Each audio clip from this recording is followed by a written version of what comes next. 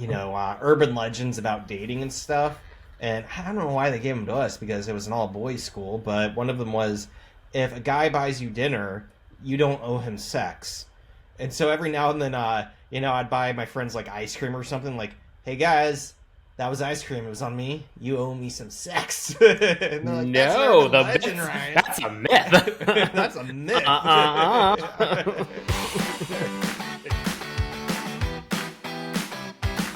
Welcome to Theoretical Nonsense, the Big Bang Theory watch-along podcast. No PhD required. We're the podcast that recaps all the episodes of The Big Bang Theory. No spoilers. So hop into your favorite spot Make yourself a grasshopper and enjoy the ride. Hello there, Ryan. Hello, Rob. How you doing? I'm doing well. How about yourself? I'm doing great because we just watched Season 3, Episode 9, The Vengeance Formulation. Oh, yeah. For any new listeners out there, I'm Rob. This is my co-host Ryan. We are Theoretical Nonsense, the podcast that recaps, reviews, and deep dives facts from the Big Bang Theory, which we call IQ points. As a reminder to everyone, I've seen the series multiple times, but this is Ryan's first time watching, so we do our best to do no spoilers. And Ryan has also been told he's very similar to Sheldon, so we keep a point tally of how close Ryan is to Sheldon. And we were neck and neck for a while there, but in the last couple episodes, Sheldon's taken back over. We are at 79 points for me being like somebody else, and 82 points of me being like Sheldon. And again, this is for everything so far. Season 1, Season 2, and Season 3, episodes 1 through 8 so far. And then you're keeping a point tally per season, right? Or yes, do you have a breakdown? I haven't separated. I just haven't put in the equations for that quite yet, but it's all in an Excel sheet. Yeah, I can't wait to see every different season. Well, and again, a little bit of house... sorry. Some people have mentioned, like, in the later seasons, Sheldon changes, so I'm curious how that's going to impact stuff, if I'm going to be more like him or less like him, and check out, again, season by season, what's going on. Don't forget to email us at theoreticalnonsensepod@gmail.com. Leave us a review on Spotify and Apple, and follow us on Instagram and TikTok at Theoretical Nonsense Pod. And aside that, I don't really have any other updates. No neighbor updates, no emails, no new reviews. It's been very quiet, so I think we could just dive into the episode. Yeah. Initial thoughts of this episode? I liked it. I didn't think it was funny as the previous couple episodes, but it was still a solid episode, especially with Howard developing a little bit and his romantic life developing. So I liked seeing that, and we have the guest character back. Well, she's not going to be a guest anymore from my understanding because she's going to be Howard's girlfriend. Yep. For a second there, I thought you were talking about the guest appearance. I was like, "Oh yeah, no, she becomes Howard's girlfriend." It's like, wow, that would be quite the story. It's like, have you ever seen Lars and the Real Girl? Yes, I saw it like a long time ago. Yeah, I saw it once and like a long time ago. I was like, oh, this is interesting. His fantasy becomes his girlfriend. Good for him. Yeah. Well, he seems happy. Yeah, it's like he's a good guy. He deserves to be happy. Well, I enjoyed this episode. I thought it was a great guest appearance, which not Kripke and not Bernadette. The other one, which we will get into. I thought it was a fun storyline between Sheldon and Kripke, and I really did enjoy seeing the partial growth in Howard's personality. Mm-hmm. Like, it's inch by inch. He's not going to change overnight, but it was good to see direction and, just a little bit of human growth. And realizing some stuff and actually internalizing and thinking about stuff instead of just assuming he's always right or whatever. So yeah, I'm liking that too. This is Season 3, Episode 9, The Vengeance Formulation. Aired November 23rd, 2009. Written by Chuck Lorre, Bill Prady, and teleplay by Richard Rosenstock. Directed, as always, by Mark Sandrowski. And then I did make a note that at this point, it should be around Thanksgiving time. So I was... it's like, man, they should have brought in the Trubiscafil. Or Penny should have hosted something. Because But, they mentioned yeah, it it was before, right? So, yeah, like, what it was happened? mentioned. Yeah, in the Pirates solution, where they were asking what everybody's Thanksgiving plans were because Penny decided to host. So it would have been fun to see her host Thanksgiving, but Because she you know wasn't going what? back to It's okay. Nebraska, right?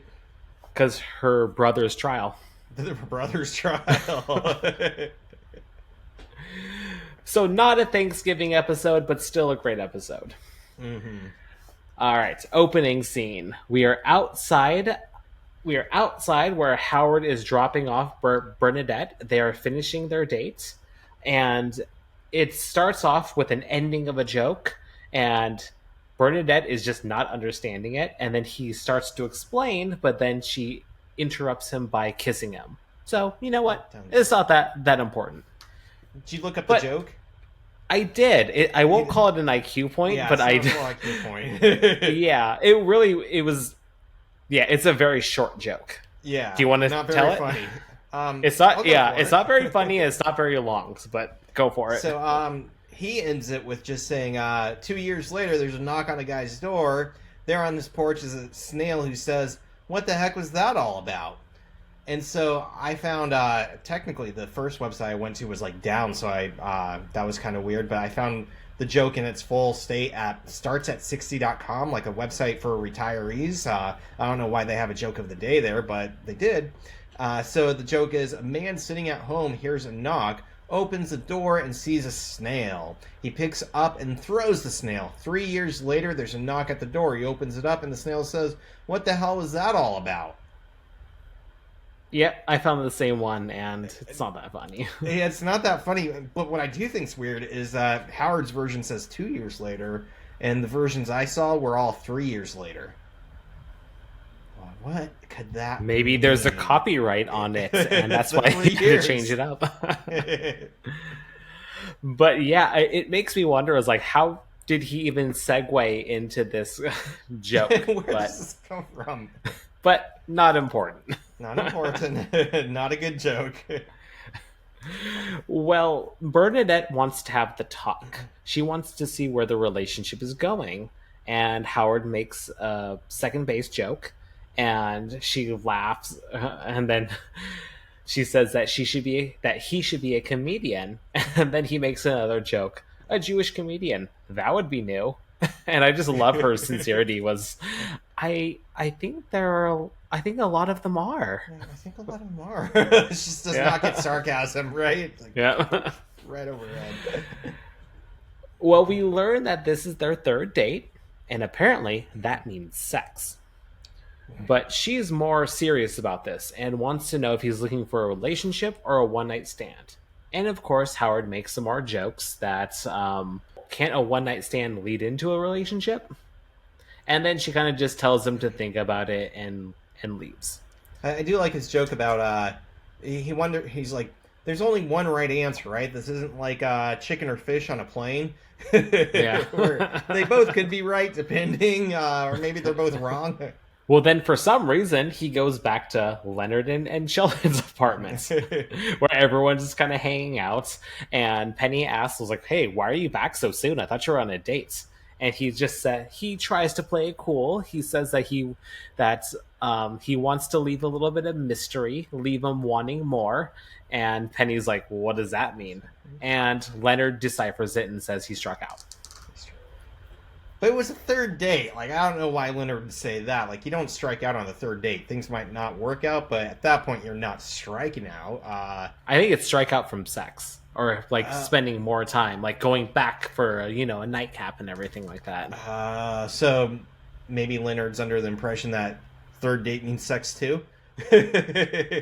Maybe, or that he just got world. 3 rejected. dates equals sex. Yeah. That reminds me of in high school. We were given pamphlets about like urban legends about dating and stuff. And I don't know why they gave them to us because it was an all-boys school, but one of them was, if a guy buys you dinner, you don't owe him sex. And so every now and then, I'd buy my friends like ice cream or something like, "Hey guys, that was ice cream. It was on me. You owe me some sex. And they're like, No, legend, Ryan. that's a myth. That's a myth. The teacher told me so. It was in a nice little pamphlet. Yeah. That is interesting that they gave you that set of myths. I guess they should have reworded it, whereas like, don't expect sex if you buy someone dinner. That's how they should have worded it. I really, I kind of think they just got these pamphlets for free somewhere, maybe like a garbage bin. And they're like, oh, these work, whatever, and started handing them out. You know what? The kids have a free period. We got to educate them somehow. Just give them whatever. Well, Howard brings... So, next scene, we are at the cafeteria, and Howard brings up his new revelation that 3 dates means sex. And Raj says that he's never been on 3 dates with the same woman. And then Leonard says that it took him and Penny 2 years, but then again, that was 3 dates. And then Sheldon arrives with funny. some big... I like that. It took 2 years. That was 3 dates. Yeah. Click. And then Sheldon arrives with some big news. He offers them to finish up their conversation, and they catch him up to speed of the cultural paradigm in which people have sex after 3 dates. And Sheldon does not know what kind of date they're talking about, the social interaction or the dried fruit. Wouldn't it be great if it was the dried fruit? Gotta eat these! Well, then they just say, just tell us your news. And he begins to tell them the good news, but then Kripke sneaks in and tells everyone that Sheldon is going to be on the radio next week with Ira Flatow. And they have a very immature interaction, and then Kripke leaves.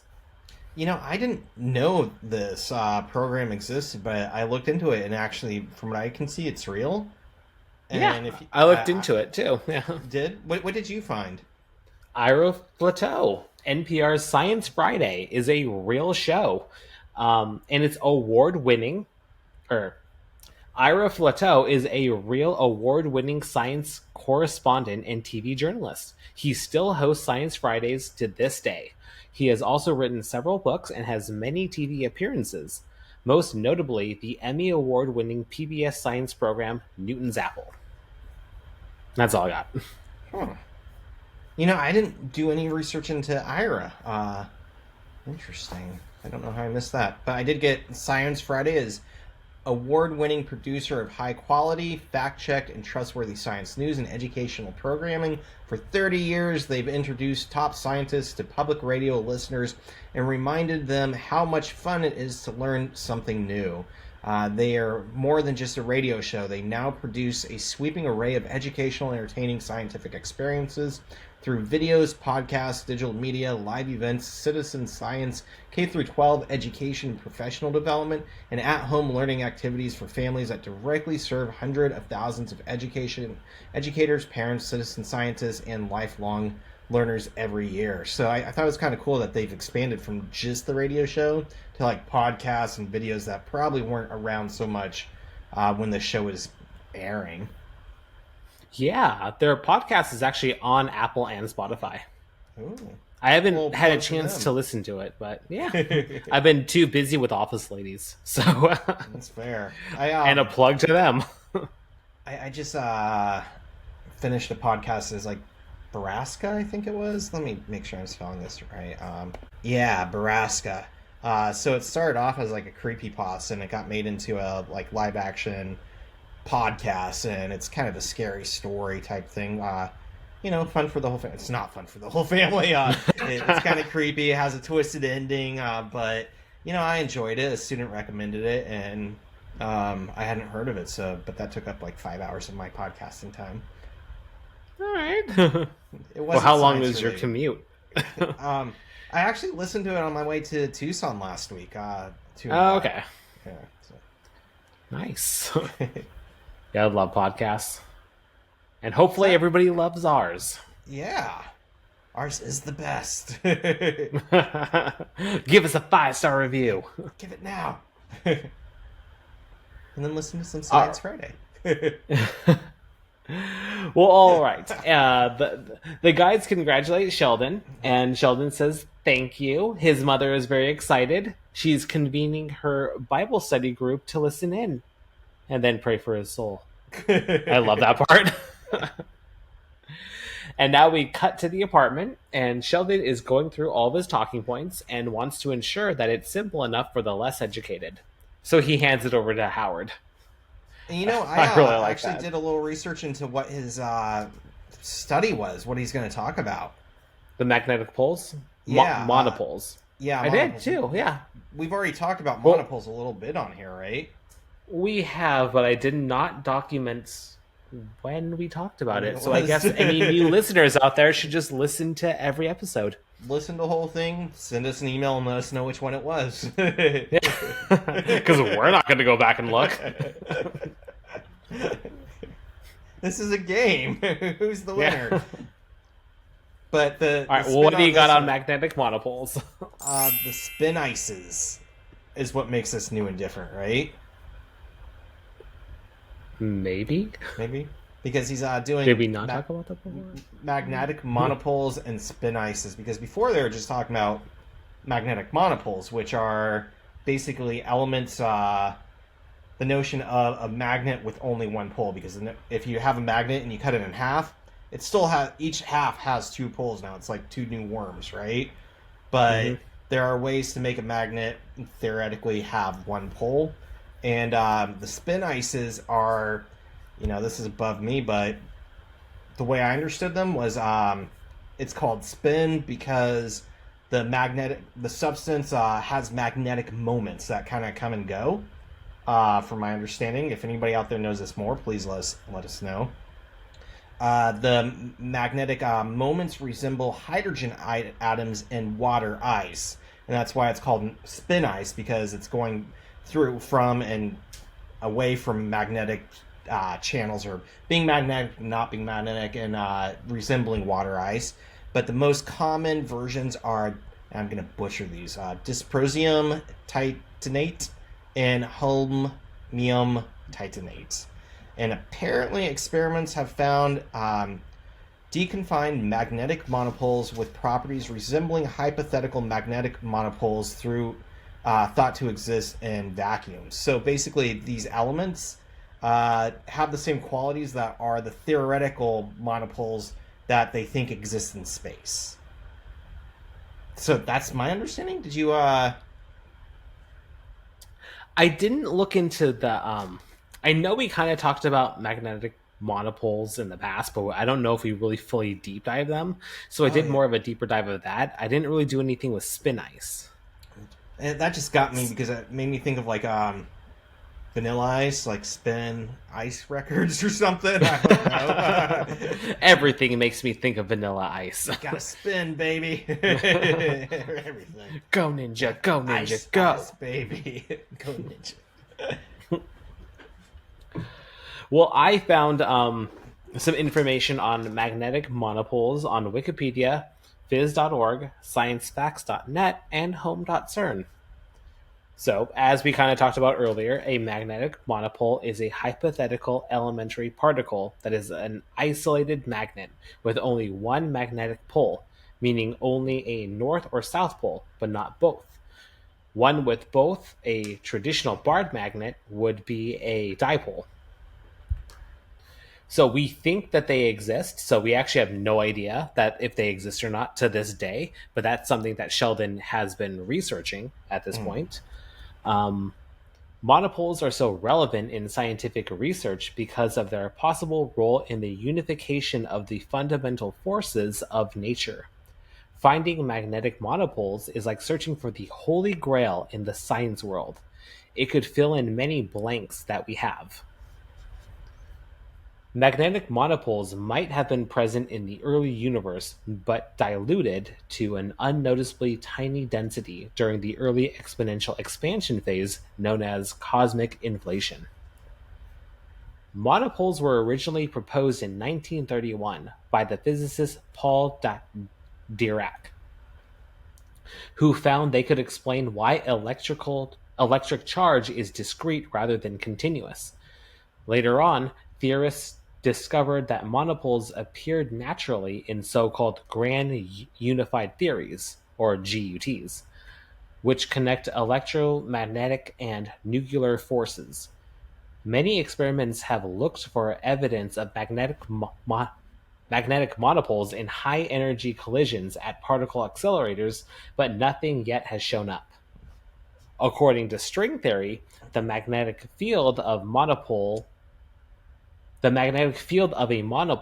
would spread out radially in all directions with no looping back inside as seen in magnetic dipoles.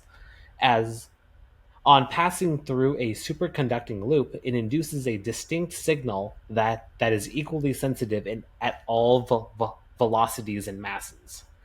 However, if we were to just cut a regular magnet in half, as we said earlier, it would just create a north and south pole. Wouldn't just have one. And the Grand Unified Theory, GUT, aims to merge the four fundamental forces in nature, that is, electric, magnetic, gravitational, as well as strong and weak nuclear forces, into a single force. Scottish scientist James Clerk Maxwell made significant steps forward with this in the 19th century when he linked magnetism with electricity. And some scientists relate magnetic monopoles to dark matter, that there is a high probability of them being formed of a massive magnetic monopoles. Some also propose that these particles could be the tools of cosmological inflation, that is, the expansion of the universe due to the flow of new space through portals in space-time. So magnetic monopoles are like the missing piece of how the universe is created. Rhetorical question: if a magnet only has one pole, would it be a north or a south pole? Or do you just turn it over and now it's south, now it's north, now it's south? Well, the whole point of it is that it doesn't have that it actually just like pulls everything equally throughout all sides. Oh. Yeah. So there is no north or south pole. The South Pole was always inside. Or the South is north. The South is north, of course. It's the next Dr. Seuss. I wonder what Vanilla Ice would have to say about monopoles. Probably not a lot. Not a lot. I don't know. If he can rap about Ninja Turtles, he can rap about monopoles. That's all I'm saying. Solidifying him as the greatest rapper of all time. Amen. Well, anything else on monopoles? That's all I got. All right.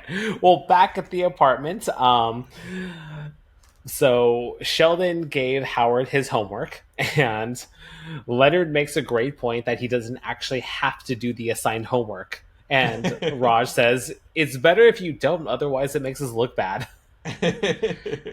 And then Penny enters and she says hi to everyone and singles out Raj. Yo, Raj, talk to me. I love that. His face is so horrified and he's like joking. As he was about to take a bite of something. Talk to me, Raj. Well, then she redirects her attention onto Howard and she's like, dude, why aren't you calling Bernadette? I thought you liked her. And then Howard says that he likes her, but not 100% sure that she's his type. Classic guy storyline about commitment issues. Yeah. And Penny says that she agreed to go out with you for free. What more do you need? Which, in Howard's case, kind of a good point. And then Howard, just like most dudes, thinks that they have a better chance with a hot celebrity. He name drops Megan Fox and Katie Sackhoff. And then Penny calls out Howard again, that Howard, you're going to throw away a great girl like Bernadette because you're holding out for some ridiculous fantasy. And then they have this great interaction about Leonard, that that she isn't settling for him, that he's not normally the type that she goes for. You know, physically. Yeah. And the invisible Leonard. It was amazing. I'm like, right I'm right here. And then he looks over to Sheldon, and he's just like so shocked and confused, like, I don't know what to say. I did like the line Leonard threw out there where he goes, you have a better shot with the three-breasted hooker from Total Recall. And then Howard just like responds, well, that movie's 20 years old. Those would be saggy by now. She could have had implants. It's all good. Yeah, I don't know. It's the future. They had all sorts of machines then. Yeah. Well, reminds me of that South Park where the skiing one, where the girl at the end tries to seduce a guy. Stan Dersh. Dershy Dersh. That was actually a really good twist at the end. It was horrifying. But it's like, look at these. And like, ah. Oh my god. Open your mind. Well, Howard says that he's interested on what's inside people too, but it's not wrong to want the insides wrapped in the delicious caramel that is Halle Berry. And then Raj leans over and whispers to Howard, he wants confirmation that he is also delicious caramel. Yes, you are also delicious caramel. And then Sheldon jumps in to defend Howard. That it's perfectly reasonable for Howard to have a desire for someone with the perfect DNA. But his wants versus societal wants is completely different. If it's best for humanity is a different question. What's best? So now we jump to the day of the interview, and we see Kripke in a closet turning on some helium tanks. So I did an IQ point here on helium. Ooh. Because I don't think this is as a harmless of a prank as possible. And what got me started on it is a few years ago, there was a Russian birthday party or something where this woman wanted to have like a fog effect. So her and her friends threw a lot of dry ice into a pool. And at the party, people jumped in. But the thing is, the dry ice in the pool creates a fog of not oxygen. And like a bunch of people just died. It's CO2. Yeah. It's not helium. No. No, it's not helium. But the notion is any gas that's not oxygen that you're breathing too long replaces oxygen and you asphyxiate. So if it's enough for him to change his voice, like he could have killed Sheldon. I guess if he's filling up his entire office in an enclosed environment. Yeah. Yeah. And you can think of, like, you have to take a direct hit of helium from a balloon for it to mess with your vocal cords. Like, if you don't take it directly, it doesn't change them. So he has a pretty full office of helium. But so this is from healthline.com. Inhaling helium displaces oxygen, putting you at risk of side effects such as dizziness, loss of consciousness, and even death.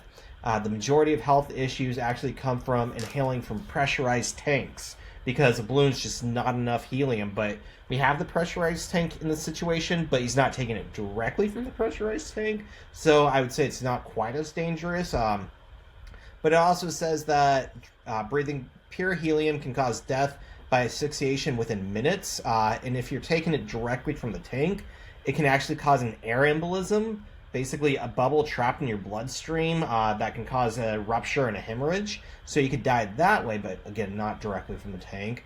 Also, apparently, the pressure from the tank is so powerful that it could actually rupture your lung. And I imagine that sounds horrible to me. So don't do that. But apparently you can actually get high off of helium, that it's absorbed in lungs, and it has effects like alcohol that can cause excitement and happiness. However, it only lasts a few minutes, which would require continued inhalation every few minutes, and then like you're at risk for injury or death because you're not breathing enough oxygen. And from what I got, basically, if you're starting to feel nauseated, lightheaded, dizzy, or getting a headache, it's time to probably seek some medical attention or like get outside and breathe some fresh air. But yeah, Kripke could have killed Sheldon in this case. I don't know, like, his voice is funny. Bam! He's dead. He killed him. I don't think it'd be so funny then, but I did want to do... And then Big Bang Theory turns into a crime drama. Dun dun dun dun. Dun dun. Who released the helium? I did. I thought it was funny. Well, going on to like that is not as innocent. We're getting ahead on a future IQ point. The elephant toothpaste, that actually is not as innocent as we think it is either. But we'll get into that later. Anything else on helium? That's all. All right. Well, Sheldon starts getting the high-pitched voice, and then everyone's laughing. It cuts back and forth. Everybody is laughing at Sheldon's expense, and then and then Sheldon finds it. And now we cut to Howard's bathtub, and he is having a fantasy of Katie Sackhoff, also known as Bo-Katan Kryze. Or at this point in time, she was Starbuck in Battlestar Galactica. She also did tons of voice acting. She was Poison Ivy in some of the Batman movies, lots of video games, Call of Duty Black Ops 3 and 4, Halo 3, Spider-Man Edge of Time, and of course, Star Wars, Clone Wars, and Rebels, where she became Bo-Katan Kryze, and now she is in the live-action Mandalorian. She was also in Riddick, which I think is a phenomenal sci-fi series. That if anybody's ever not seen it, it's weird because like each movie is like completely different from the last. Like the first one's a horror sci-fi, the second one's like a fantasy sci-fi. Like it's like, what am I gonna get next? Yeah, because Riddick went into like Pitch Black, or did Pitch Black come first? Pitch Black came first. Yeah. And it was a horror movie. Yeah, that was a great movie. Yeah. And then the second one was like necromancers, like in a temple that he had to fight or something. And it's like, what the hell?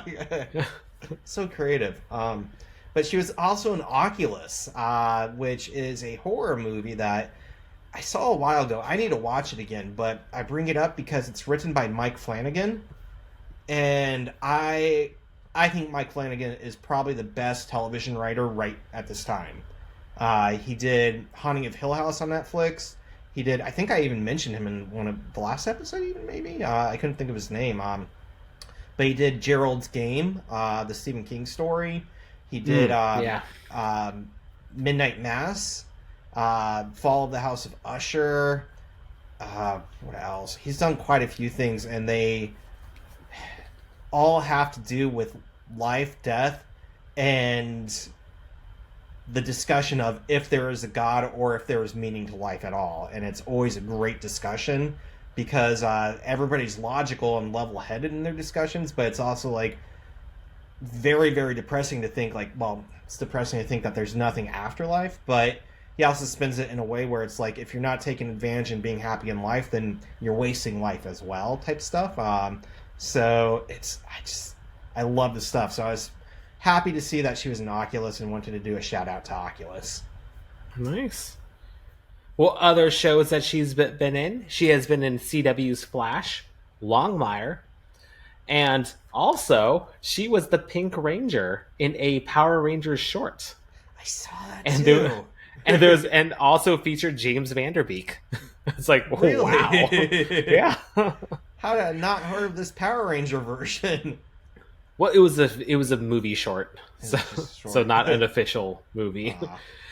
And I oddly remember her. It's canon to Power Rangers. Zordon, where are you? Shut up, Dawson. I'm busy. Goldar. I oddly remember her from 2007's Bionic Woman. Oh. I watched that, but before it got canceled. Got canceled very quickly, but I remember that she was in it. Well, she asks Howard why he's there fantasizing with her when he could be with a real woman. And then she starts to talk some sense into him. And great joke about Howard's height. Because the real her is in Beverly Hills with a tall, rich guy. 6'4". Ouch. You know, I love her line where she, with a smile on her face, goes, "It's always nice to be part of your masturbatory fantasies." Oh, yeah. Well, Katie, don't make it sound so cheap. Thank you. Fiddling with yourself in the tub is a class act. Darn tootin'. Masturbatory fantasies. That cracked me up. Well, then we get the mood killer, Mrs. Wallowitz. Yeah. She asks what he's doing in there. I hope I that's gotta all use you're that tub doing. too. We share that tub. Share that- Well, now we jump over to Sheldon's room, and he's curled up in the fetal position, just completely defeated. And then Leonard and Raj enter. Leonard is there to help, but Raj is there to mock. He makes fun of the high-pitched voice that we represent the Lollipop Guild, and we want you. And you can't. How can you be sinking with all that helium? You're lucky that you don't float away. Leonard suggests getting even with Crypty, and he makes a Batman reference to hype up Sheldon. How the Joker got back at Batman for putting him in Arkham Asylum for the criminally insane. Raj says, well, that's true. He didn't just stay there and talk about his feelings with the other psychotic villains. He broke out and he poisoned Gotham's water supply. And then Sheldon perks up and says, well, I guess I could poison Kripke. Took quite a dark turn. He's like, it's fair, simple I feel matter. like Raj has been there before. Like, that's his go-to. Is like, we could kill him. He says it's a simple matter. There are several toxic chemicals that would be untraceable in an autopsy. Which I did not look up because I don't want that on my search history. Not again, at least. Yeah. Well, Leonard brings him back down and suggests a non-lethal prank, which Sheldon suggests a whoopee cushion, which will come back later. And now we jump to the Cheesecake Factory. And Howard is there, and he's looking for Bernadette. Penny blows him off and straight up tells him that she's been talking some smack about him. Which, good for her. He deserves You gotta hype it. up your friend. Yeah, he deserves it. Well, enter Bernadette. She has no time for Howard because she's working. He's like, go away, Howard. If you don't know, you don't know. Whatever. Just get out of here. And then he drops down to one knee and proposes. And 3 Bernadette dates. is, yeah, she's very logical. They've only been on 3 dates. And she's like, dude, we haven't had sex yet. And I love Howard's like, that's fair. When's your break? And then she walks away, and Howard is left with the other patrons just staring at him. And he tries to pull it off. Don't you just hate it when this happens? Getting your proposal rejected. Psst, whatever. Isn't that just the worst? I get 1 point for being like Howard here. When he says, I prefer quirky, not insane. And I feel like that's my personality pretty closely. To be called quirky, not insane. I'm just excited is all. I'm not insane. At least that's what I'm going to tell you.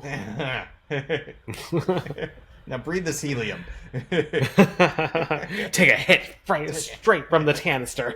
Ha! Popped a lung, didn't you? Bet it hurts. Gotcha. Gotcha. Ha ha.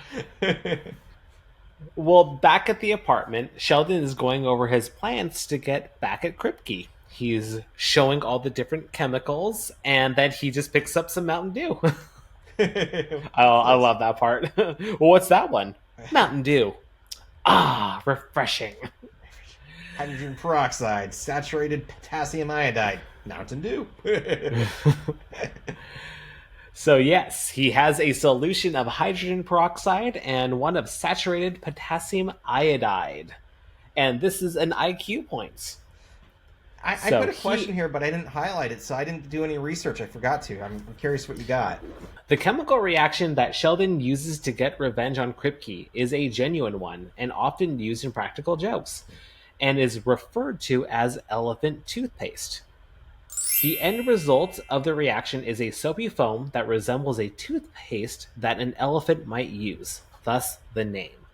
And I also came across a great video of Jimmy Kimmel getting pranked. with his office. His entire office was filled with elephant toothpaste. Look it up on YouTube. It is very entertaining. So, elephant toothpaste is actually a very recommended science experiment to get children into science and chemical reactions. It demonstrates the breakdown of hydrogen peroxide, H2O2, into gaseous oxygen and water. The process is sped up with the help of a catalyst, typically dry yeast, a source of catalase, an enzyme. You must combine the liquid hydrogen peroxide, dried yeast, and dish soap to make the elephant toothpaste. The mixture triggers the exothermic reaction, which creates hot foam. This experiment's original version involves using hydrogen peroxide in concentrated form and potassium iodide as the catalyst. However, this is less safe for children. This is mostly because hydrogen peroxide and potassium iodide is toxic if ingested in larger quantities, and it can be an irritant to the skin. And this is the version that Sheldon used. And according to some articles and videos, the foam can get very hot when it's first reacting, up to 200 degrees Fahrenheit. Whoa. Or 93.3 degrees Celsius. So for perspective, boiling water is 212 degrees Fahrenheit or 100 degrees Celsius. So this is very hot stuff. So it makes sense that Sheldon triggered it above the ceiling because it would give it an opportunity to cool before it fell on them. You'd hope, or they all just like melt, like, ah, my face! Yeah. According to firefighterline.com, depending on the environmental conditions, it could take upwards of 15 minutes to cool down. So I would imagine that the foam that hit Kripke and the board was still very hot, or at least it should have been. Mm-hmm. Or at least warm, I guess, if it cools down. So here is the actual experiment. If anybody is interested in doing this at home, I found this on coolscienceexperimentshq.com. Again, look it up. It is called elephant toothpaste. And these are the directions for child safety, or the child safe directions. The materials you'll need is 2 tablespoons of warm water, 1 teaspoon of yeast, food coloring of your choice, hydrogen peroxide, either 3% or 6%, dish soap, an empty plastic bottle, and a funnel. 6 easy steps. Step 1. Combine 2 tablespoons of warm water with 1 teaspoon of yeast and mix until the yeast is completely dissolved in the water. 2. Pour half a cup of hydrogen peroxide into the empty bottle. 3. Add a few drops of food coloring into the bottle. 4. Add a squirt of dish soap into the bottle. 5. Pour the mixture of water and yeast into the bottle. 6. Sit back and enjoy. Whoosh. So the yeast takes the place of the saturated potassium iodide? Yes. Yes. That's what I said. Yeah. To make it safer. Yeah. Or is yeast the same thing as saturated potassium iodide? I mean, yeast is a living organism, right? It is, but I don't know if it's the same thing. Mm-hmm. I mean, how do people get pure concentrated form of potassium iodide? That's a good question. Can I order it online? Yeah. Can I DoorDash this? But that's elephant toothpaste. Yeah, that's another one. If that stuff was boiling, their pranks could go horribly wrong. It could. I guess that, again, that's probably why he had it above in the ceilings, because it takes time for it to, like, build up and everything, and it should cool down, and then the weight of it would probably just drop down on them. Yeah. So. Hopefully. Yeah. Well, Sheldon shows them the experiments, and Raj is very pleased with it, calls it foamy vengeance. And Sheldon has already hooked up a webcam in Kripke's lab. He tipped the night janitor $1 for entrance. Can't believe it was only $1. Seriously, I have to imagine that was hyperbole or whatever, and that it was like $1, but it was like $10 or 20 or something. Yeah. Because, I don't know who's that desperate. Like, I could lose my job, but it's a whole buck. I know. It's like. Well, Raj is very impressed and calls Sheldon a young Lex Luthor. And Leonard is impressed too and sits down on the whoopee cushion, which is a little shocking that he didn't see it. Yeah. But still But funny. it was all part of the joke. It is comically valid. And then on the screen, they see Kripke enter with the president of the university and the board of directors. Uh-oh. And then they tell him to abort. And they're like, how do you not have an abort button? I made an oopsie, okay? And then the foam drops on them. And then at least they'll never know it was them. But uh-oh, the video screen pops up with Sheldon gloating, and he straight up calls out Leonard and Raj. I could have. And Raj... Yeah, and Raj has a great plan. I'm going back to India. What's your plan? I get one point here for being like Sheldon. I don't like doing pranks anymore because I always find that when I do them, they go wrong. Like I could expect like not to think about the heat of it and actually hurt somebody, and then like suddenly I'm in trouble. Like, oh man, I thought that was gonna be funny, and everybody's mad at Ryan now. Yeah, pranks always go wrong and cause issues. The same thing goes with like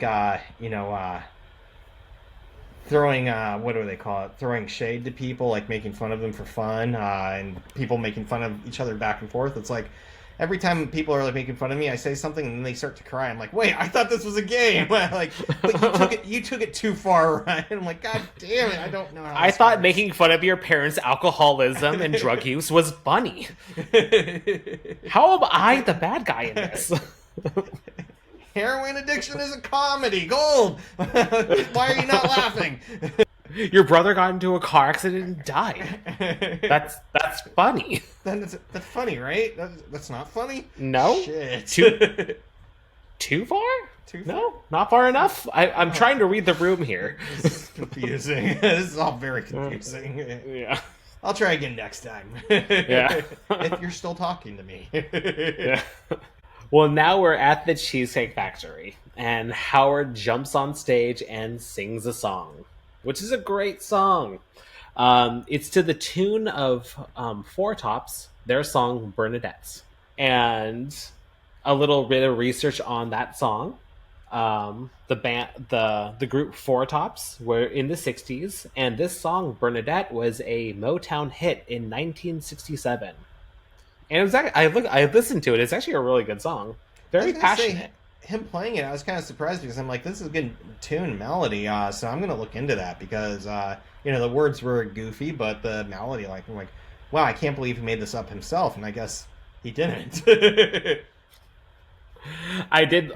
I won't sing, but I'll read what the words were for everyone. No, sing it, damn it, Rob, sing. You. Just a crazy idea that came to me in my tub. But Bernadette, give me one more chance, sweet Bernadette.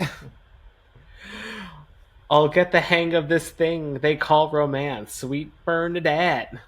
I dream too, once again, kiss your lips, sweet Bernadette. Sincerely yours, Howard Wolowitz, Bernadette. You did a good job. Yeah. And she loved it because it was the most romantic thing that anybody has ever done for her. And that's it. That's the end of the episode. So, relationship still going on. Yeah, it's developing, and he's breaking out of his unrealistic expectations and getting more comfortable with an actual serious relationship. Yep. So, overall, it wasn't as good as the last episode. It's not the best episode of the season, but this is still a very enjoyable one. Yeah. It's nice to see Sheldon kind of like become a supervillain. It's good seeing like Howard kind of showing some like human growth. Yeah. And I like Sheldon sticking up to Kripke for once. I feel like Kripke always gets the better hand, and even if they made an ass of themselves to the president and board of directors, you you do what you can and stick it to him. Don't let the bastards keep you down. Yes, I agree. Did you do the vanity card? I got it. I got a screenshot of it. This is the first time I remember doing it, so I was like, yes, I remember that. Well, we got it. Do you want me to read it? Go for it. All right. This is the Vanity Card, Chuck Lorre Productions number 269. I have long believed that part of our problem with resolving race issues in America is our inability to accurately name what we are. Aside from the occasional Johnny and Edgar Winter, there are no white people. Any child with a box of crayons can tell you that white people are, in fact, beige. The sickly ones are gray. Following this crayon logic, one can easily see that there are really no black people. They are brown, or perhaps raw umber, or maybe burnt sienna. Frankly, every time I hear someone comment on America's first black president, I can't help thinking, no, he's not. He's more like caramel, which is why I think we should all get in the habit of calling each other what we really are. How can you racially slur a man by calling him beigey or umber? The answer is you can't, because that's exactly what he is. The melanin doesn't lie. Buy a box of Crayolas and see for yourself. We are all members of the National Association for the Advancement of Colored People. Can I hear a kumbaya? So do you think this is just coincidence that it's in the episode where Raj is called Caramel Goodness? I wonder if he wrote that and kind of thought about it. Like I'm leaning towards it's a coincidence, but it's a pretty big coincidence, so I don't know.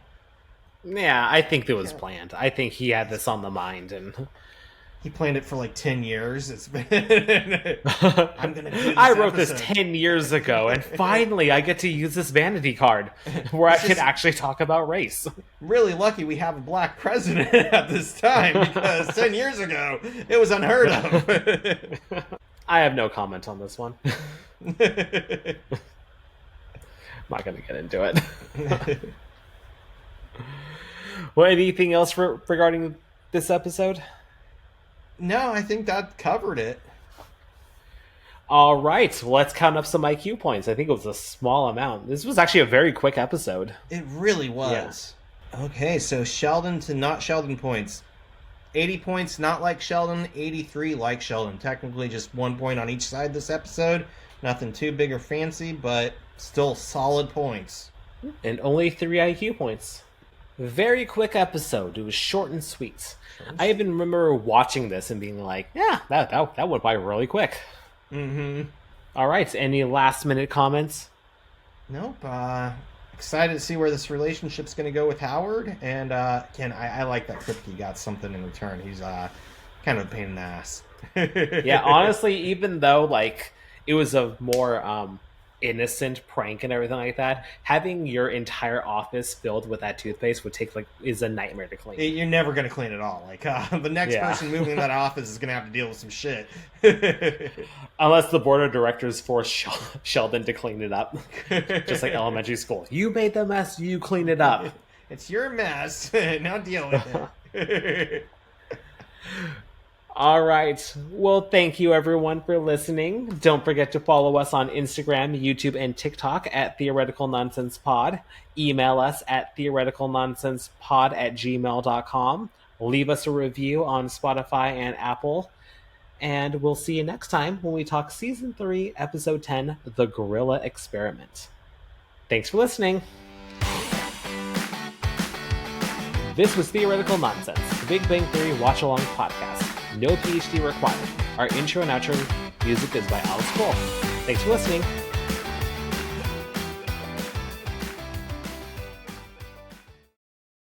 Go Ninja, go Ninja, Ice, go! ice, baby.